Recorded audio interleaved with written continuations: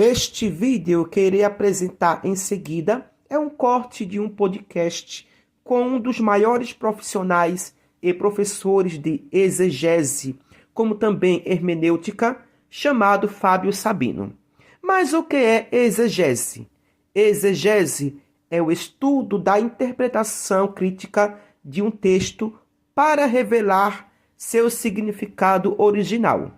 E a hermenêutica é a teoria da interpretação, a arte de explicar, produzir e dar sentido a textos, discursos, obras e símbolos. A palavra tem origem grega e está relacionada ao deus Hermes, mensageiro dos deuses, que traduzia a vontade divina para os mortais. Daí a associação com a interpretação e a compreensão. O objetivo é levar a um entendimento mais profundo do conteúdo, que pode ser um texto religioso, legal, filosófico ou qualquer outra forma de expressão cultural. Enfim, onde Fábio Sabino vai explicar o porquê da não existência do personagem mitológico bíblico Moisés. Então, acompanhe comigo o vídeo a seguir. Puxando esse gancho aí do Antigo Testamento, no caso, a gente falou, né? Eu te perguntei se Teófilo e todos esses nomes aí de fato existiram historicamente. Você disse que muito provavelmente não, né? A gente não tem comprovação no caso. E no caso de Moisés? Piorou. Também não. Nós não temos nenhuma comprovação da existência dele. Nenhuma, assim? Não. Você pode ter a existência de personagens que aí alguém foi e comparou com Moisés. Na sua visão, Moisés existiu? Não. Não. É uma atribuição. Então você pode o termo é Moisés, igual... O termo já é complexo. Então, a história dele já é complexa. O nascimento dele é complexo. Como que é a história de Moisés? Está existindo um problema, uma grande matança entre o povo hebreu, porque viram, né? Morre-se um faraó, levanta-se outro faraó, aquele que não conheceu José, e vê que o povo hebreu estava se proliferando demais no Egito. Aí ele procura matar as crianças. Daí que surge a história de Moisés. Aí a mãe de Moisés vai, coloca ele num berço cheio de betume e lança no rio Nilo. Aí tá a filha de Faraó com a irmã de Moisés lá no outro canto. Aí vê o cesto lá, a irmã de Moisés pega e leva pra princesa. Nós já temos problemas graves. Primeiro que nenhuma princesa tomava banho no rio Nilo. E porque as crianças que estavam morrendo estavam sendo jogadas no Nilo. Cheio de crocodilo. Aí eu coloco um cesto lá com uma criança no rio Nilo? Não é muito lógico, né? Aí, milagrosamente, aí Moisés foi salvo. Aí vai a filha de Faraó, sabendo da sentença do próprio Faraó, e vai criar uma criança judia? Uma criança hebreia? Mas não foi a sentença do pai? Entende? Já está matando as crianças. A filha já sabia da matança. Aí tá tomando banho num rio onde estava cheio de sangue de criança. Sabe? Existem umas coisas que não existe nexo. Entende? Sim. Aí você, como Moisés existiu? Aí você para assim, mas Moisés existiu? Como que foi essa história do nascimento de Moisés? Então o faraó estava matando as crianças, jogando no rio. O rio estava cheio de sangue, oferenda para o Deus do rio Nilo. Aí estava cheio de sangue. Aí a filha de faraó estava onde? Estava se banhando no rio Nilo. Nossa. É por isso que a visão fundamentalista não faz muito sentido, né? Não dá. Aí é por que eu falei, a questão de crença e fé, isso eu não lido, não mexo com isso. Sim. Mas vamos pegar o relato. O próprio relato já não dá liga, senhores. Aí você tem que colocar muito sobrenatural. Não, mas porque Deus não pode? Pode. Deus poderia ter salvo Moisés no rio Nilo? Poderia. Livrar da boca dos crocodilos? Poderia. Eu pergunto, se Deus poderia fazer isso? Poderia. E por que não faz na sua vida hoje, então? Nenhum milagre na sua vida. Não te livra de nada. Ele mudou esse Deus, então? É onde que eu falo. Não quero usar o poder de Deus, não, porque eu vou colocar na prática hoje. Esse poder de Deus eu não tô vendo aqui, não. E aquela história, Fábio, que ele mobilizou milhares ou, se não, milhões de pessoas? E por que ele não faz isso hoje? Entende? Exemplo. Hoje você fala hoje? Hoje, atualmente. Quem é o povo? Ele não existe, né? Tipo, hoje, né? Eu falo. Teoricamente ele morreu já. Não, mas vamos colocar aqui Deus. Vamos falar Deus.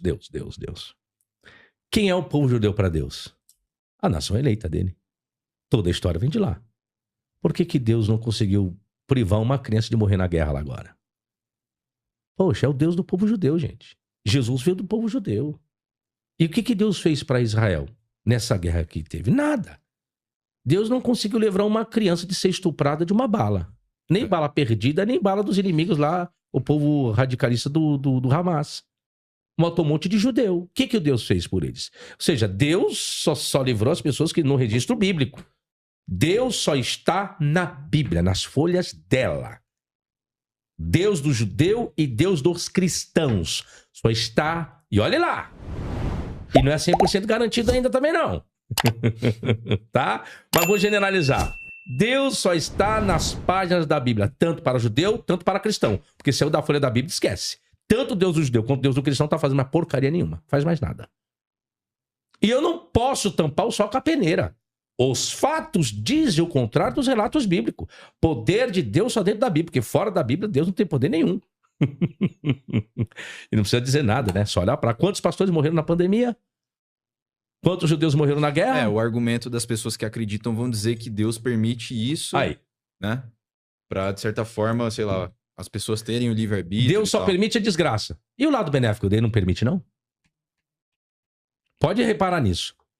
Deus, então, só permite a desgraça acontecer. E o lado benéfico, ele não permite acontecer? Deus não consegue, assim como livrou a nação do problema de morrerem todos, serem dizimados, Deus não teria poder para isso também? E só que Deus não faz. Tem que refugiar, tem que correr. O Deus não poderia... Quando chega lá, né? Moisés sai lá do Egito.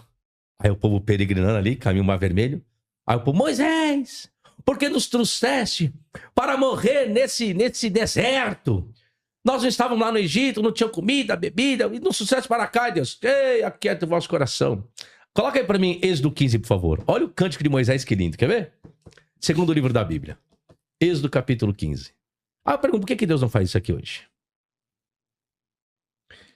Porque os egípcios que hoje talvez vê de... ele está esperando, né, o momento certo. Então cantou Moisés e os filhos de Israel este cântico ao Senhor e falam dizendo, abaixa um pouquinho, lançou, olha que lindo isso.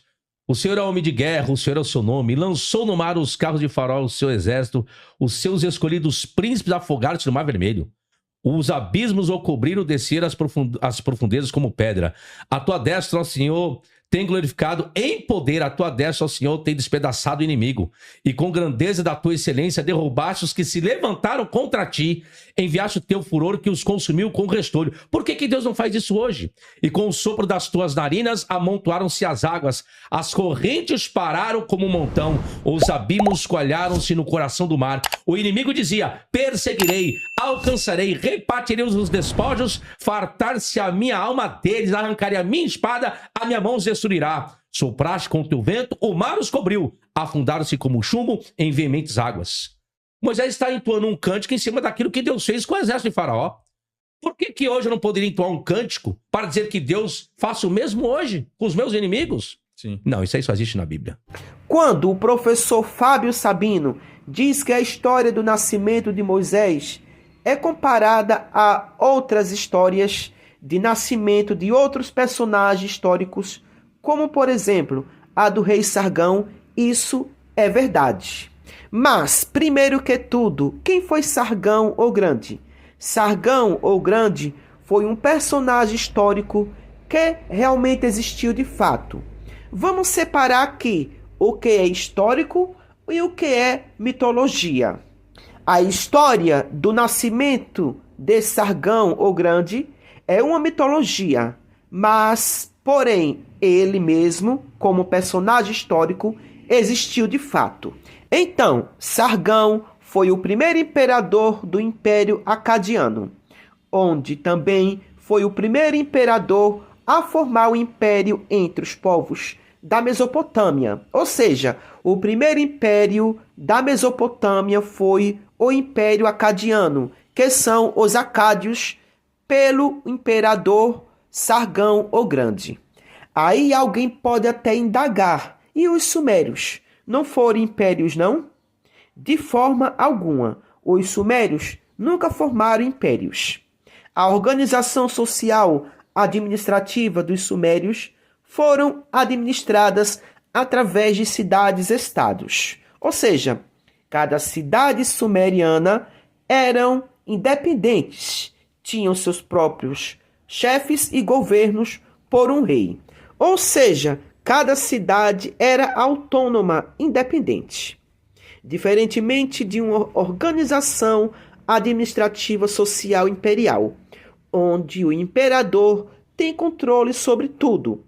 E o maior feito de um imperador é o seu grau de conquista, onde ele consegue dominar e unificar povos e territórios ao seu império.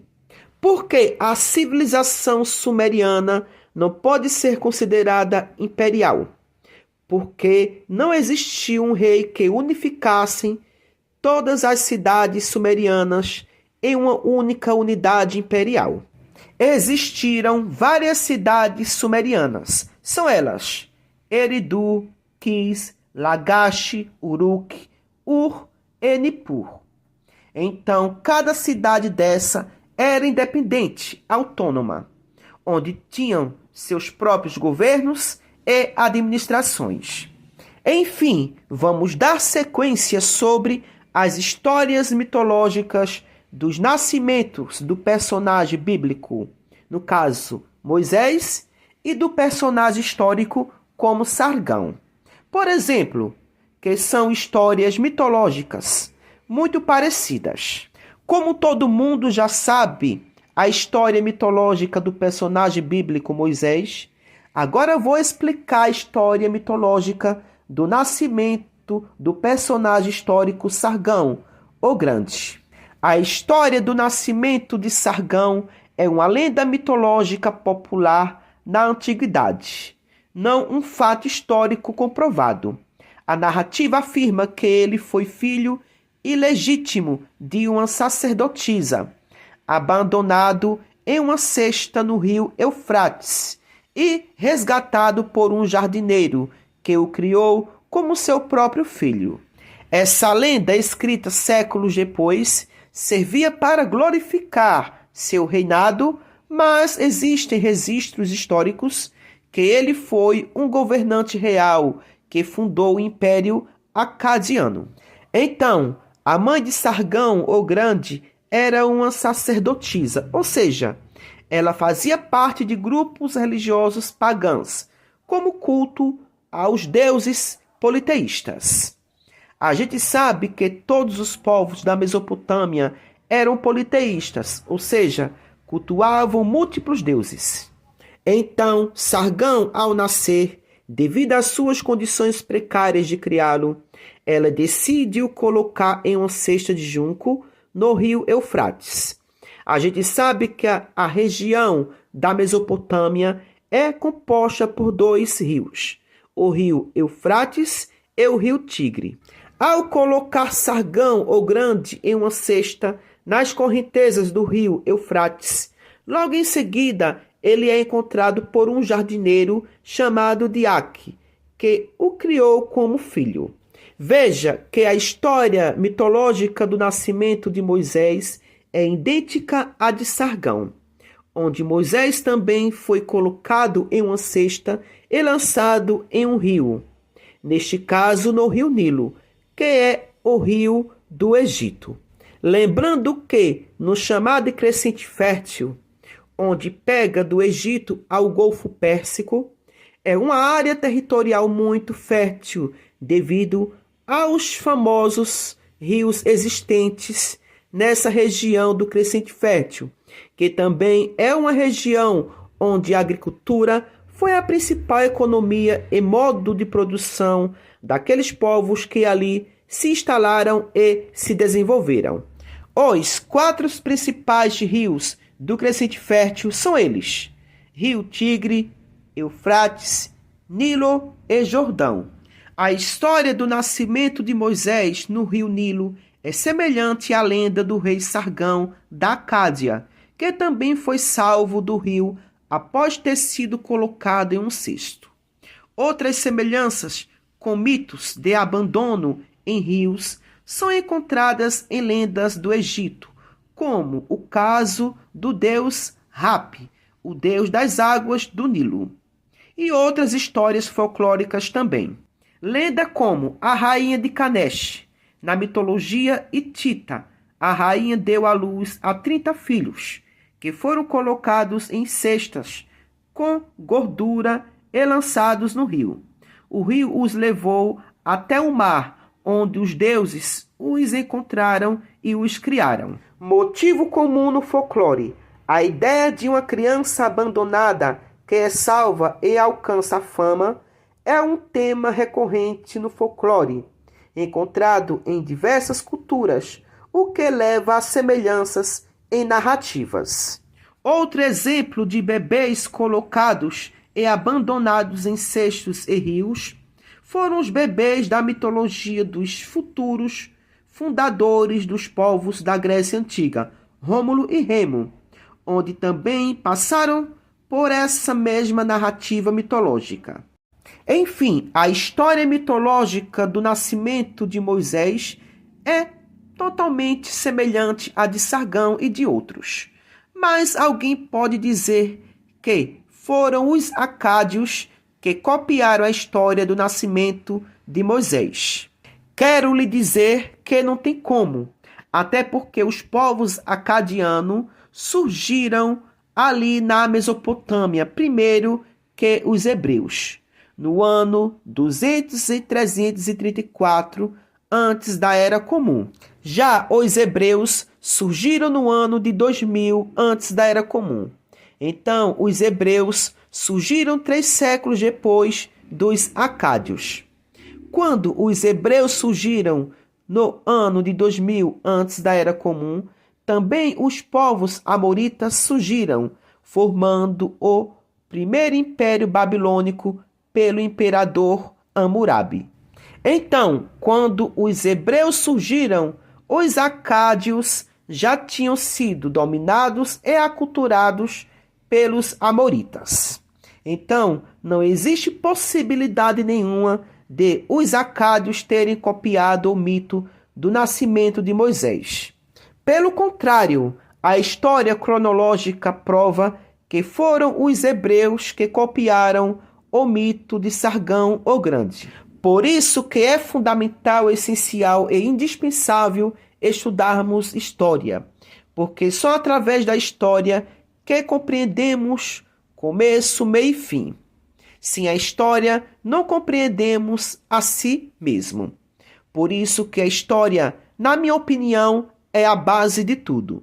Outro grande problema da confirmação da existência de Moisés como fato histórico é que não existe nada no Egito que possa provar que Moisés realmente existiu. Como é que um camarada nasce em um lugar, viveu onde liderou um povo e abriu o mar, e não existe nada deixado por ele que comprove sua real existência? Porque todos os povos e governantes que passaram no Egito ou em outras áreas e civilizações deixaram algum feito pelo seu governo ou povos. E os hebreus, como Moisés, o líder, não deixaram nada. É como se fosse uma parte da história apagada. E ainda por cima, andaram 40 anos pelo deserto e também não deixaram nada. Tudo que temos sobre os povos hebreus no Egito só existe na Bíblia. Fora dela não existe nada. Só apenas dentro da Bíblia. É aqui que está todo o problema, porque até artefatos de pessoas comuns na antiguidade existem até hoje. Como, por exemplo, existe uma estátua de um homem em um museu, ou seja, em Nova York, nos Estados Unidos. Um busto romano de um homem da época do Império Romano, que até viralizou nas redes sociais, porque esse busto desse homem romano é bem parecido com Lula. Um busto romano antigo chamou a atenção nas redes sociais brasileiras nesta semana. Publicada no perfil Decimus Claudius no Instagram, a fotografia da obra do Metropolitan Museum of Art de Nova York mostra um homem de bronze com características que lembram o presidente Luiz Inácio Lula da Silva. Até sábado, o registro do busto-retrato de um homem em bronze, datado da primeira metade do século III d.C., somava mais de 12 mil curtidas e quase 3 mil comentários, um número muito acima da média das postagens da conta, que costuma receber entre 100 e 450 curtidas. Segundo o museu, a peça apresenta barba e cabelos curtos, típicos da época, e uma toga com ampla dobra sobre o peito. comum em retratos de mármore do período. Embora o busto mostre individualização detalhada, o homem retratado não foi identificado historicamente. Com apenas 22 centímetros de altura, o pequeno bronze se tornou um fenômeno de engajamento digital, mostrando como a arte antiga pode gerar comparações curiosas e chamar a atenção até nos dias atuais. Então, até um busto de um homem comum existe até hoje. E por que de Moisés não existe nada? Onde o cara praticamente reinou no Egito Antigo, através da narrativa bíblica, mas não deixou nada de feitos. Aí é complicado. A existência histórica de Moisés não é comprovada e a maioria dos historiadores o consideram uma figura mística. Não há evidências arqueológicas ou egípcias diretas que sustentem a narrativa bíblica ou eventos como o Êxodo, apesar de sua profunda influência religiosa. As narrativas de bebês em cestos e rios, como a de Moisés e Sargão, existem porque esse é um tema comum em mitologias de heróis para descrever um nascimento milagroso e um destino grandioso, muitas vezes com um resgate providencial. As semelhanças entre as histórias sugerem que a narrativa bíblica de Moisés pode ter sido inspirada na lenda anterior de Sargão, mas com desfechos diferentes. Por hoje só, e até o próximo vídeo. Tchau, tchau.